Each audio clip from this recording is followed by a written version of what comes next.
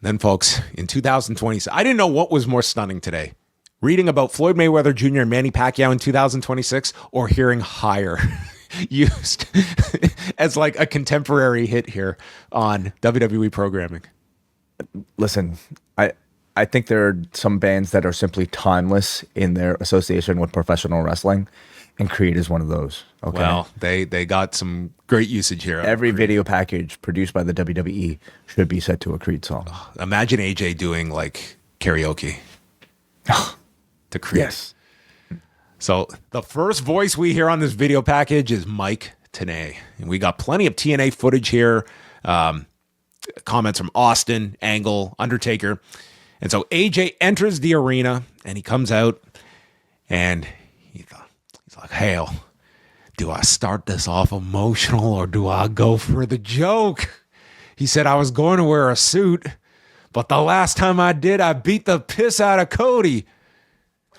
No one remembered this angle, and AJ just, "So I didn't." And then he moves on and gets It was a pretty great angle, from my recollection. It was. At this point, yeah, it's not necessarily top of mind. But I mean, I think I remember it. Yeah. He is still the kid that fell in love with pro wrestling growing up in Gainesville. "I wrestled in the Asylum in Nashville, to the Tokyo Dome, and then WrestleMania. No love for the Ted Reeve Arena."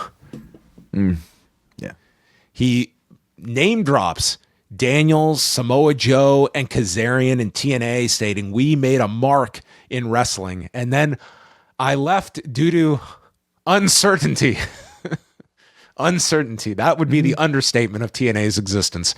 And I went to Japan. Who did you think would survive longer in professional wrestling? AJ Styles or TNA wrestling?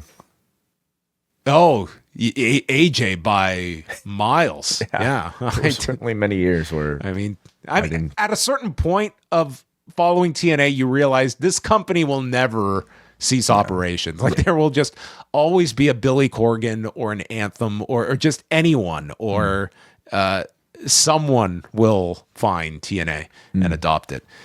But then in maybe the best recap of his New Japan tenure, I mean, forget the Tanahashi match, Minoru Suzuki, the G1s, Nakamura. No, I went to Japan and I met Gallows and Anderson, who taught me how to have fun. If I'm having fun, then you are having fun. And that's what he learned in New Japan.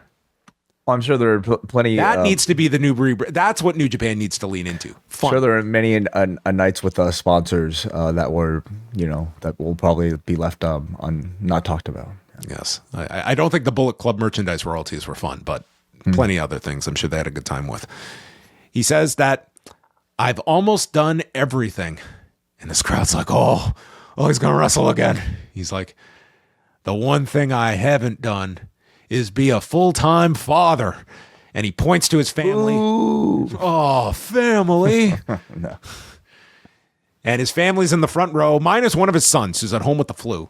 And he mentions all the birthdays, the anniversaries he's missed, and how tough it's been. And then he singles out his wife, calling her the greatest wife in the world, who never slowed him down, kept our family together.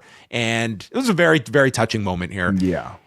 And then he explains that it's not the way you all wanted to see me go out, nor the way I wanted to go out, but in some ways it was poetic, losing to Gunther, because I debuted at the Royal Rumble and I ended at the Royal Rumble. And he said this like no one would have put two and two together before. It was like he was know? He was like, I'm going to let you in on something. I debuted at this same show called the Royal Rumble. And dude, this is a fandom of Brian in New Jersey's. Okay. They are very aware of where the man debuted. As far as poetry goes, this was more of a roses are red, violets are blue level poet. Yeah. And he did not leave his gloves in the ring in Riyadh. I'm a man of my word. And he puts his jacket on the ground, still has the gloves on, but then explains, I wanted to bring my gloves home and leave them here. And he puts the gloves down on top of his jacket. And the man is ready to walk off into the sunset. The locker room empties. Everyone's chanting for AJ. It's a really great moment. And then the lights go out. And out comes Biker Taker to the sounds of Kid Rock. It's like, oh Kid man. Rock and Creed in the same segment, man. It's like, yes. man, if you could get an electric drill to my eardrum, that is the preferred sound. Then I'll tell you, I'll take this any day over the shit we just listened to on that Extreme Rules 2011 show. oh god, yeah, we didn't have Rev Theory to perform. And so out comes Undertaker in his glasses in tow, the bandana, the hat, the sleeveless tee, and he comes out and he does his slow walk into the ring. And AJ's like, well, hell, you got a message or what? And he says, AJ, we have some unfinished business. Somewhere somebody was thinking, it was like, man, those 25% off tickets did not work. They're going to the extreme now. Yeah. He says, there's a saying, if you see me coming, you're already gone. And I've changed it up a bit.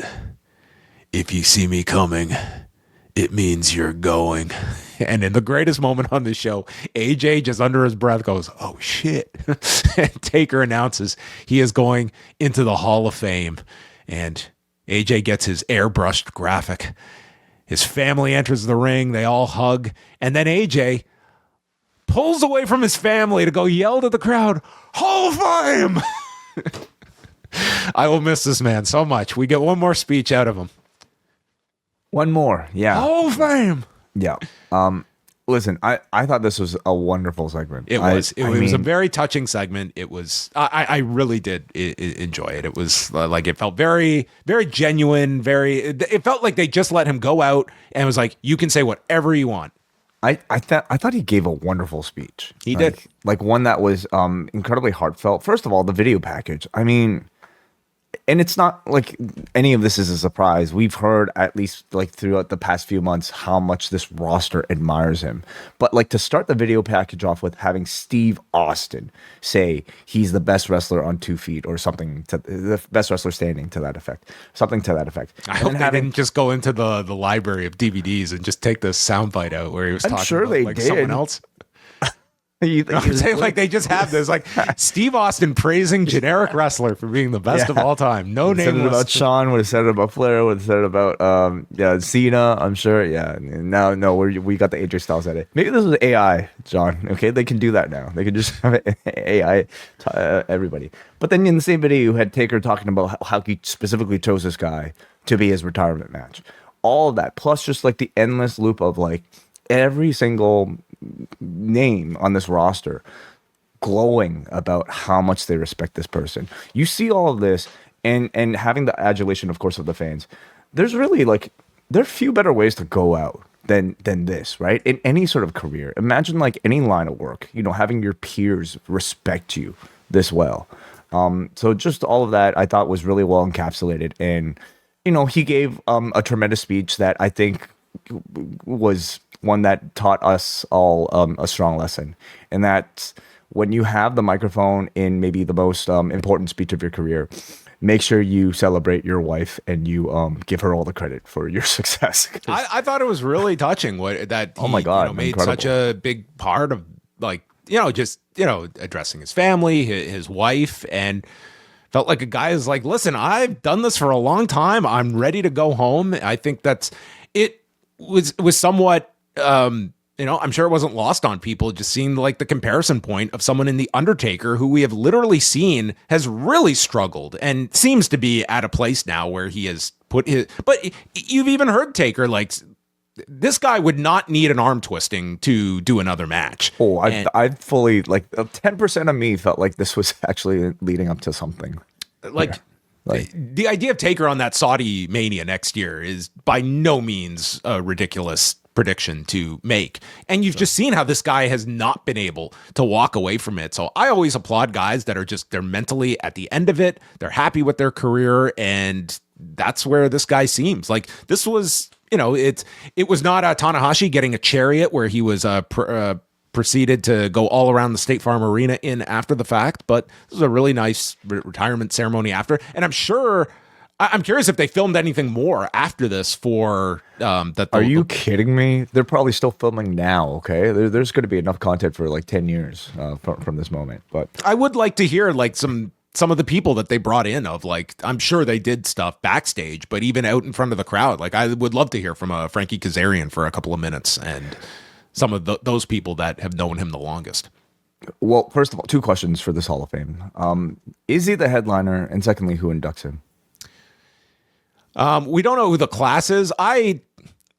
Oh, it's not going to be any bigger than Stephanie or AJ, right? It has to just be between these two. Yeah, I would Sort of put Cena, which AJ I on wouldn't last, expect. but it's like whatever. Were you asking who inducts him? Yeah. I guess who are the realistic options? Because Christopher Daniels is the perfect one that is not going to happen for obvious reasons. Same with like a Joe. I don't see them leaning on like a Frankie Kazarian for that reason. Like when you're talking about like, I don't see Taker doing it. Could Kurt do it? So who are we talking about? Like, who are the most important people to his career? I think they look at like who's a name that we can advertise for this and has a connection to AJ Styles. I think that's the balance they typically look at for these inductors. Yeah. So Slim Seaber in the chat is suggesting Nakamura or Cena.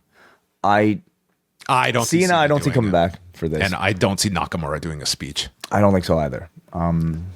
So I mean, it could be really the Good Brothers. Actually, yeah, I could see the both of them together. To do Did you the see speech. Punk doing it? Or a Cody? I could, but I mean, I'm just looking at from their could. perspective. It's just they want their biggest names on these Hall of Fame things, and we also don't even know yet where they're doing this Hall of Fame. Like, are they piggybacking this off of SmackDown? Are they booking a separate venue? Because that goes into the whole thinking here. Do we have to sell tickets for this? Or is this just tacked on to SmackDown where this is less like the arena is going to be full? It's not like we need to ramp this up any, like we don't need more star power if the arena is already sold out from SmackDown. yeah. I have to imagine it'd be SmackDown, right? Because where else could they do this? What did Last do year they last did it after SmackDown, but they did it at that hotel, the Fountain Blue, that they had the arrangement with to do all those events at. Like that's where they did the Taker show and the Tony Hinchcliffe thing, I think. But they haven't announced anything like that. They haven't announced that. There's no announcement about a stand and deliver for the weekend. Personally speaking, and I don't know what the people going to SmackDown are expecting, but I would replace SmackDown with the Hall of Fame. Like, I think it's way more important and a bigger draw, personally. Yeah, man. 3 hours of SmackDown and then a Hall of Fame afterwards. Give me 3 hours of speeches. I'd much rather that. I don't need 3 hours of speech. Maybe we could have a compromise. Like, Okay. you know what I mean? Like we could have some matches, break things up. Like we don't need anything longer. February on the Post Wrestling Cafe, we continue our review of Season 2 of WWE Unreal, including a big look at Seth Rollins' fake injury, which culminated in his appearance at SummerSlam. We're going to be looking back at Shinya Hashimoto with a special career retrospective on Rewind Away, plus a review of Extreme Rules 2011, as John Cena announces to the WWE audience that Osama bin Laden has been compromised to a permanent end. We'll also take a look at New Beginning in Osaka, TNA No Surrender, and new members can take advantage of a 7-day free trial. Go to postwrestlingcafe.com and jump on board in February.